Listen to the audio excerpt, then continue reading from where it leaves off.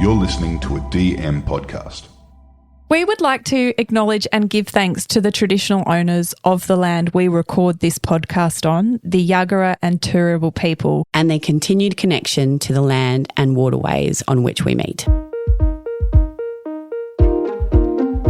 Hello and welcome to Sportish, where we talk about the lens of life through sport. The lensing of lifing.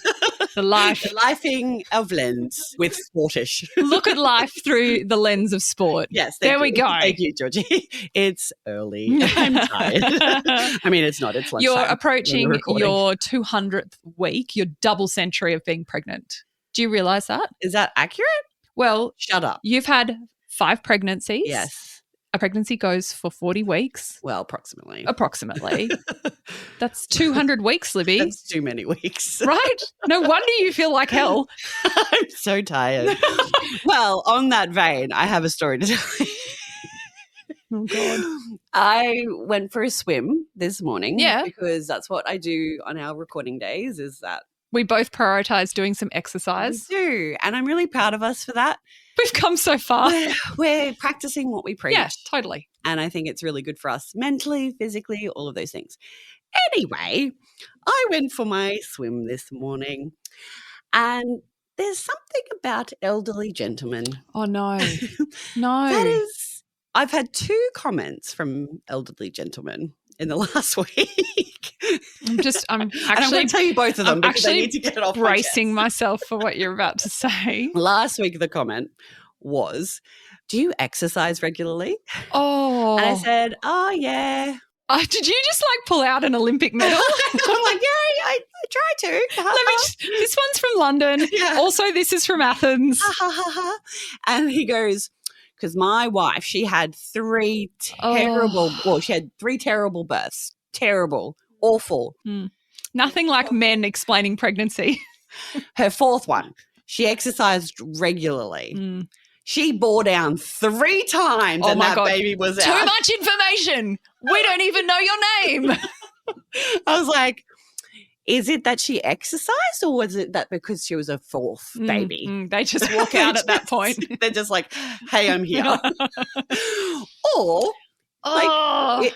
of course, we want to exercise regularly. That's great. Yeah. But also, dude, I'm having an elective cesarean, so that's not really helpful for me right now. Thank you, but no thank you. Move along. Anyway, this morning was So this morning, just to set the scene, you're at the pool, you're in your togs. I'm in my bikinis because togs do not fit me. And also it's the most brilliant stage because you're like, yes, my tummy is hanging out. It's just, here it is. Deal with it. Here I am in all of my glory. And I do remember feeling often like a beached whale. Like you just you feel so enormous. And I feel slow. Your times are not great. My times are not great in your pregnancy. I don't feel great. That's been well documented. I reckon this is my worst pregnancy, equal with my first pregnancy, which was also awful.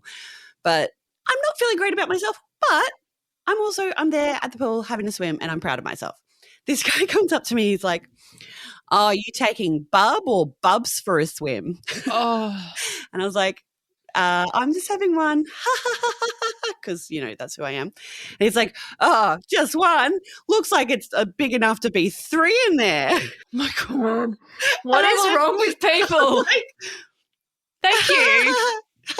Do you know what you're having? I'm not going to tell you even if I knew. Yeah. Rack off, mate. Piss off.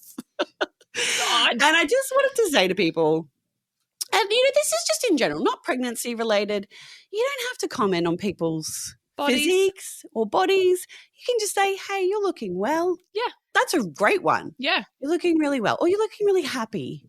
Also, I love your dress. I like to put it in this context. If you are really tired and someone says to you, gee, you look tired, it doesn't fill you with this you're like, oh my God, I must look haggard. sense of wellness and health.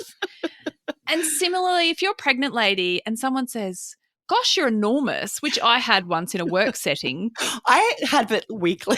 And it's just like, yeah, I am aware. Yeah. I feel that too. I'm but aware can we that not I'm point it out to everybody? It doesn't help me. Could there be an unspoken thing that we don't talk about the fact that when you're pregnant, you are large? It is because you're carrying a whole nother human. Yeah. And if you haven't had one, You don't get to say anything. Just good on you. I would love a patronising, good on you for getting out there and having a swim. That would be great. Love that. Because actually, you'd be like, thank you. I appreciate you. I'm barely putting one foot in front of the other. I don't know what day it is. I have remembered my togs and my goggles. Help. Oh, people. Libby, there was breaking news over the weekend in the world of tennis. And similar to last week, and I feel like this is going to become a regular segment for us, I do not know how to feel about Yannick Sinner and the doping allegations, the ramifications of his positive doping test. I have very confused, mixed thoughts on the whole thing, mainly because it had drifted away from the public view to the point by the time he got to the Australian Open, I thought it had already been all resolved and that it must have been a mistake. Well, it kind of had, but then WADA didn't like what the governing body of tennis, they didn't like the sanction that the tennis body had put in. Yes, and so WADA said, not good enough. Not good enough, surprisingly. They don't normally do that. So good for them. It's something. Yeah. It's not nothing. And they said, we're going to revisit this and work out a better penalty. After the Australian Open, though. But after the Australian Open, because we've got to tickets get through the Australian Open first and then we'll deal with it. Yeah. So I put it to you, Libby, what has gone on? Yes. And how are we as a public meant to feel about this? When you shared this with me, I had many feelings. I have so many feelings to tell you about. It continues to make me angry how poorly these situations are being handled with zero transparency about how these decisions are being made, the wildly differences in how they can be handled from someone like Shayna Jack, our Australian swimmer, who was unknowingly took a performance-enhancing drug, was tested positive for it, had to spend 2 years out of the pool. But her positive sample was like minuscule, insignificant, completely would insignificant. Not have had any performance enhancement. Been proven time and time again.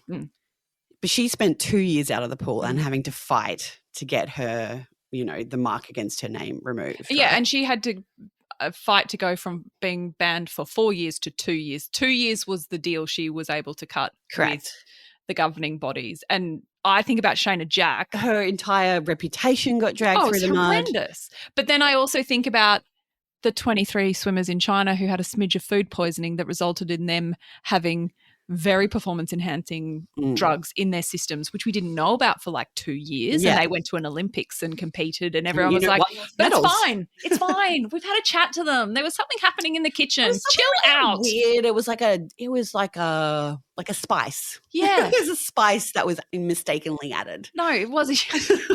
Whoopsie. Little bit it wasn't of chicken salt. It happened to be a steroid. It happens. It's fine. It happens. Commercial kitchens have to deal with this stuff all the time. I mean, really. So, and then we have Sinner. The thing that makes me the most angry about this, and I'm not saying he took performance-enhancing drugs intentionally at all. I'm not saying that. I don't necessarily think that it was. No, and I think John Millman, I heard him over the weekend on Grandstand, and he's taken his time to speak about this issue because he wanted to read the reports that came out from all the different. I love John Millman. He's so good. A highly respected, very excellent voice. Former Australian tennis player. For tennis. And he has said, I know, Yannick, I don't believe that any of this was intentional.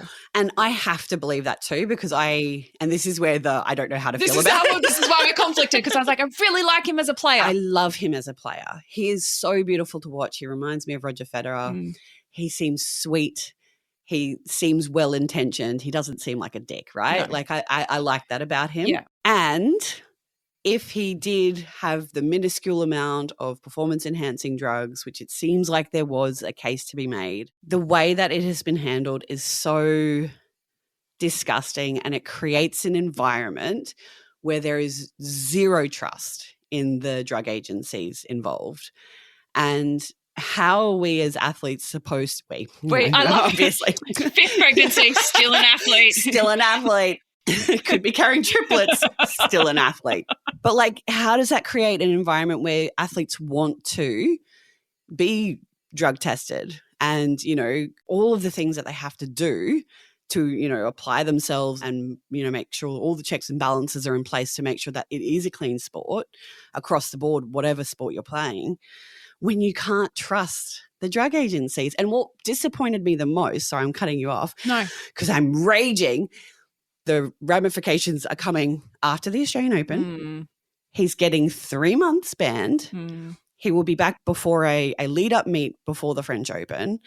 He is not being stripped of any prize money, of any titles, nothing. Like, there is zero. Sure, obviously, being spoken about the way he's been spoken about. It's like, reputational damage. Reputational and also, damage, totally. Like, he's being slammed, and I recognize that would be a big thing. You have to question how these things become public when they're not resolved adequately. In my mind, it makes no sense. And the way athletes are treated through this process is so horrendous. I'm just thinking of Peter Bowl as well, right? Yeah. The 800-meter runner from Australia, minuscule amounts. Same thing. Same thing. Reputation dragged through the mud.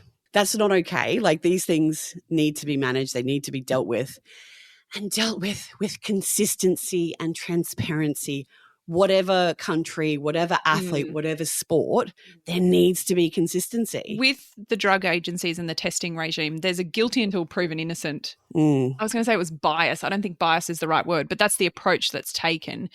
And fine, but to then have athletes' names out there when that's the process that you've used, and the thing is really brutal. They're being outed before the B sample is even being tested. Yeah, like, I think athletes, to their credit, acknowledge that no sport is completely clean, as much as we try to make them clean, and as much, as people like you and I want to watch clean sport. Athletes try so hard and comply with so much that is put on them. You have to report, well, you don't anymore, but athletes have to report daily where they will be by hour increments. Is that right? You have to wee in front of people. You have to subject yourselves to all sorts of testing, and that is fine. But there has to be the due respect back to the athletes in the process. And where are the athletes being looked after in this system? Because why would athletes want to comply when they don't know for sure that they're going to be treated fairly? And also, what is the clear process if you do test positive? Is it the Shayna Jack?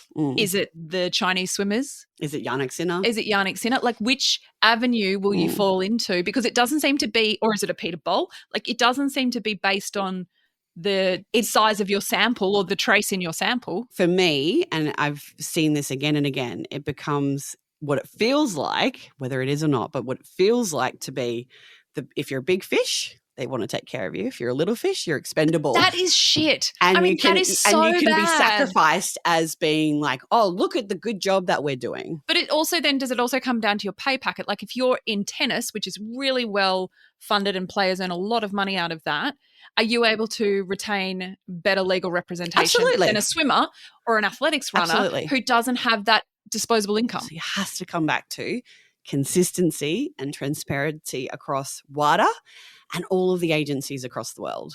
I think where I sit on this is that athletes are being set up to fail. Yes. And you got to hate the game, not the player. Oh, so you like Yannick? I do. No, I do. This is why I feel so conflicted, because I think athletes like Yannick, like Shayna, like Peter Bowl are hung out to dry. Yeah, and I agree. And are made an example of when the system isn't functioning and nobody's looking at the system and holding the system accountable. Yeah, I agree. Although my husband last night was like, sinner by name, sinner by nature. He's like, has anyone used that title yet? That news headline? And I'm like, no.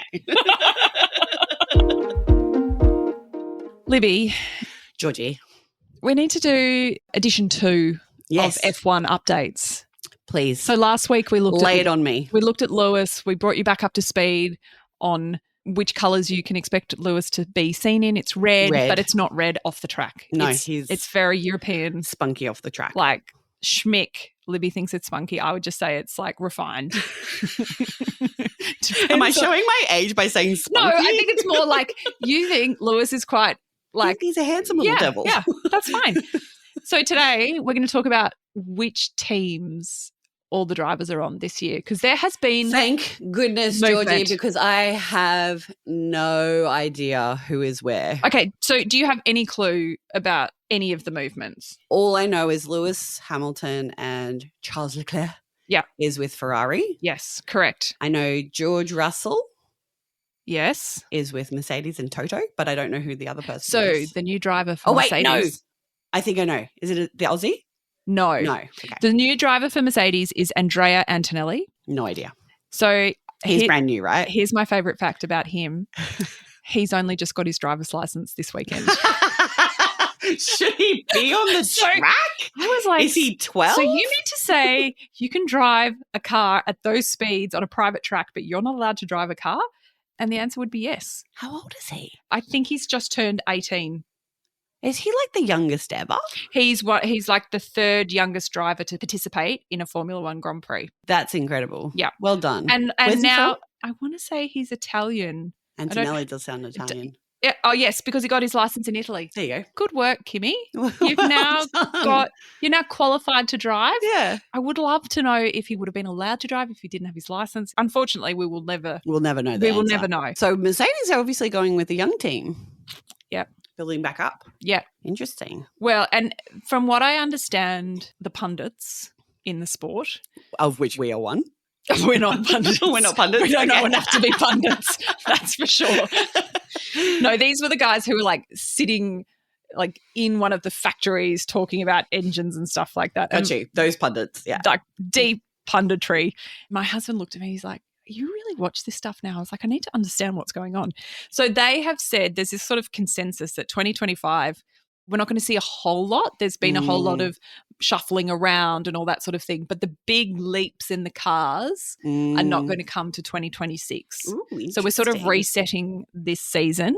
Mercedes is obviously trying to rebuild because they had a terrible car in Terrible 2024 season. Yeah. and it just didn't work out for them. We finally have joining us on the grid, Jack Doohan. Oh, what a win. Now, we spoke about Jack Doohan years ago. Yeah. And I mean, how- I feel like we predicted his We rise. did not. We heard someone mention his name and we're like, Jack say. Doohan, F1, it's going to happen. And it did happen. He's with Pierre Gasly in Alpine. Alpine. So if you don't know who Jack Doohan is, he's of the Mick Doohan, who is a motorcyclist. Yes. They like fast vehicles, these guys. Wasn't there a Mick Doohan roller coaster at the Yeah, we've Gold talked about Coast? this before. That's Yeah. exactly where the conversation went the first time. Cool. Yeah, that was Good chats. that was our one connection to motorbike racing. We're like, And then we isn't that decided a that- dream world? Yes. Oh, I remember I don't that. think it's there anymore, is it? No, what a shame too. Yeah. Maybe there's an opportunity for like something more F1-y to come into like the dream Jack worlds. Doohan. Yeah. Yeah, like bring it back. Yes. Let's like a sort of revival of the Doohans down on that Yes. part of the M1 on the way to the Gold Coast. I totally agree. There's an opportunity there, guys. Other big news is Williams. So yes, I Williams was so excited by this news. Williams have been sort of down the back of the pack. They were the wooden spooners for many years, right? years. Oh, except with Haas. Wasn't Haas its own team? Yeah, so like Haas and Williams. I see. They were always, like- competing to be the last. I was Correct. like, I think you just merged two teams. No. No. They're definitely down the back. They have Alex Albon.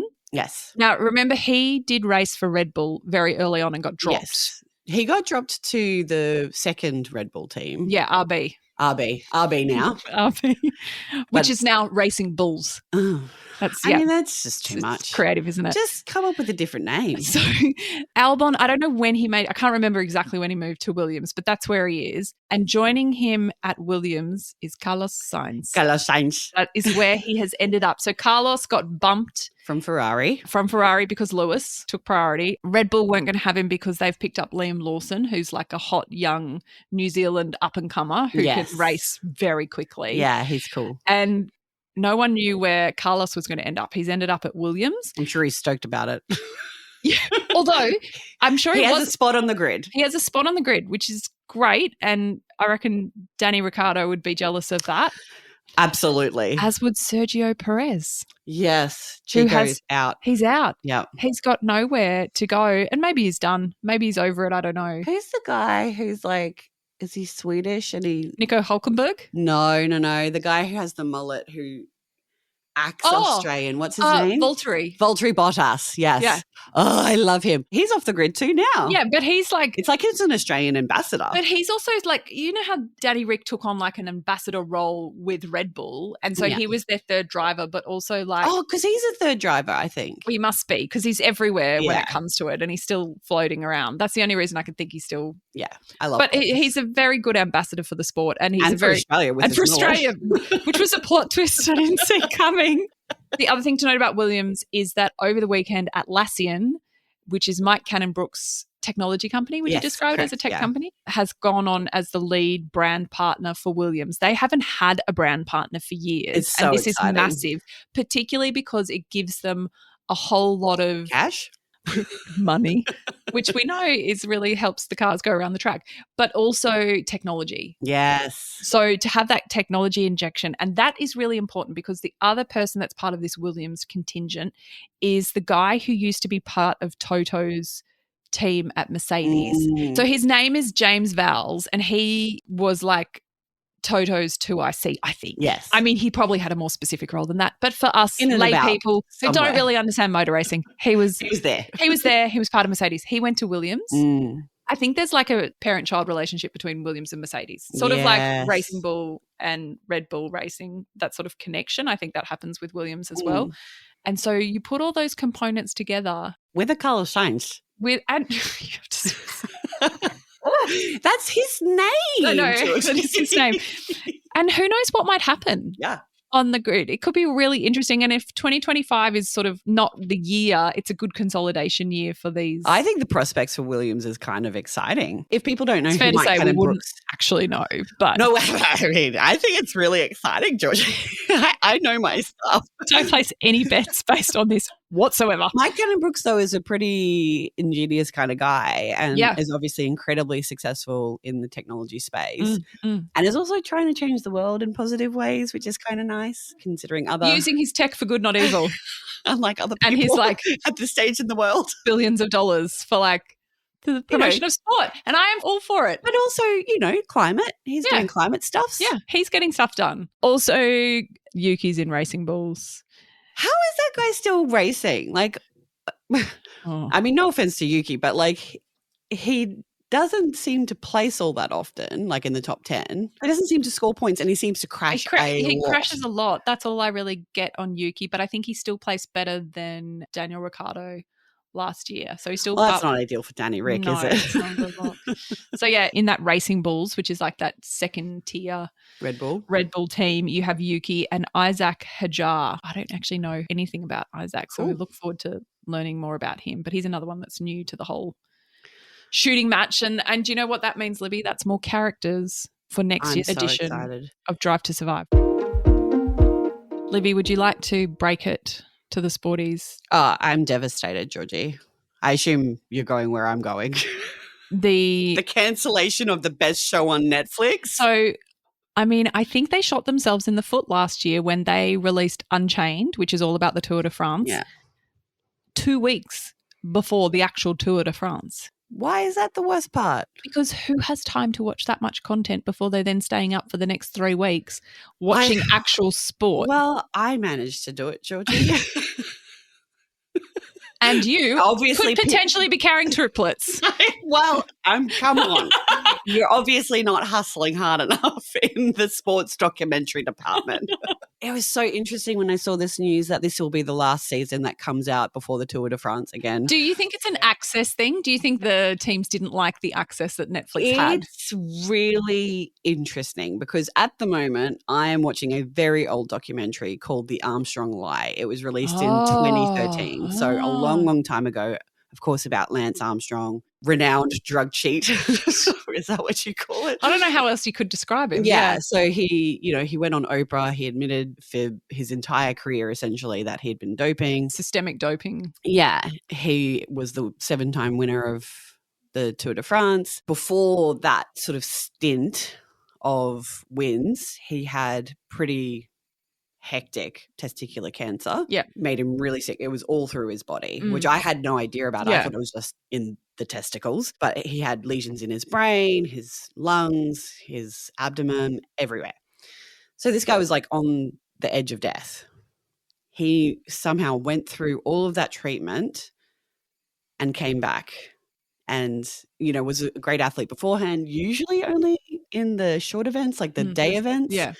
But then came back As an endurance rider after being on death's door, essentially. And then went on to win the tour 7 times. From the first tour where he won, he was under a cloud of doping. And then all of a sudden, he's won it 7 times. He's this icon. He's a cancer survivor, of course, and then, set up an incredible foundation. Everyone wore their yellow Live Strong bands. Oh, yeah, it was a whole thing. It was the whole thing. And then he finished in 2005. He came back in 2009, and that was basically his undoing. And it was so interesting in the Oprah interview. She's like, do you have any guilt about doping? And I understand I'm going off on a tangent, but I'm still with you. Come on the journey with me. It's like we're on a segment. We're on a bike ride. We're on a segment of the Tour de France. We're on a stage, Georgie. Sorry. Oh, I knew it was the wrong word and I couldn't find it in time. Pit. So he came back in 2009. He had basically got caught because all of these other people were getting caught around him, basically everyone. But yeah, Oprah asked him, she's like, do you have any guilt about it? And he's like, at the time or now? And she's like, well, at the time. And he's like, no, it was just normal. Normal because everyone was doing it? I think so. Or maybe he just didn't even worry about it. He was just like, right. And now? But then she's like, do you have any regrets about coming back? And he's like, yeah, because I don't think everything would have come out if I'd come back. Oh, he just regrets getting caught. Correct. So that was so interesting. Anyway, coming back to today, and I'm not accusing anyone of anything. In conclusion. There's questions about current athletes. There has been for years. Cycling is this unbelievable sport that you just see these people on the edge of almost death every single day riding up these mountains. Yeah. On the edge of what's possible. The edge of human potential is just like, which is why I love it. Oh, absolutely. To watch someone flog themselves to ride up a mountain and to the point where like watching them move forward, you could walk faster. Totally. And not just do that once, but for 3 weeks. Like it's unbelievable. Anyway, I do wonder if the access thing. Oh, that means they could get caught. I wonder. No, God. But look, I may be making connections that are not there, but I do think it's interesting. They referenced having low numbers, but like how many Netflix series have low numbers in there? Well, no, it's interesting because they cancelled something. Celeste Barber did Wellmania, top rating, huge numbers. They didn't renew it for season 2. How come? It made no sense. They just didn't renew it. So weird. So I don't know that we understand why Netflix makes the decisions that they make, but well, that's silly. Celeste Barber rocks. Maybe I'm just making no, but it's a really interesting point because I remember what hit me most about the running one, the athletics one that they did for the Olympics, and we were so invested in that. And your comment was for an Olympics, the access that they had was unbelievable. And it was the first unprecedented. It was the first time I'd actually thought about the access impact has on the athletes. Yeah, I don't care. Just put us in there. Because in like a Drive to Survive on the day, they're sort of hovering around in the background, but not any more so than broadcast. But because they're already getting filmed, they're already on radios, like you're just getting that behind the scenes they're splicing together a lot of content that already exists and then packaging it so superbly with black room straight to camera drama that happens when they do those one-on-one interviews. Whereas with the Tour de France, they're in the buses with the teams. Yeah, I mean that's you're really in like the inner workings part of the team on the day-by-day basis. And think of all the producers that have to be there at every team. Or maybe it was too expensive. That's what they were saying as well. It was too expensive to produce. Yeah. And I don't imagine the teams made it particularly easy. No, but it was so good though. Oh, so good. Like screw all of the teams. I just don't think you and I would have ever really clocked on to riders like Wout. Oh my God, I love Wout. If we hadn't seen love and that character development. This is what we need to see in women's sport. Yes. These are the documentaries. Tour de France. Like, yes, come on. Exactly. Let's do that. We need to understand The stories. that sit behind the athletes in women's sport. We don't get enough access there. There's a huge opportunity with the WNBL being bought out and funded better. What's that going to do to this sport?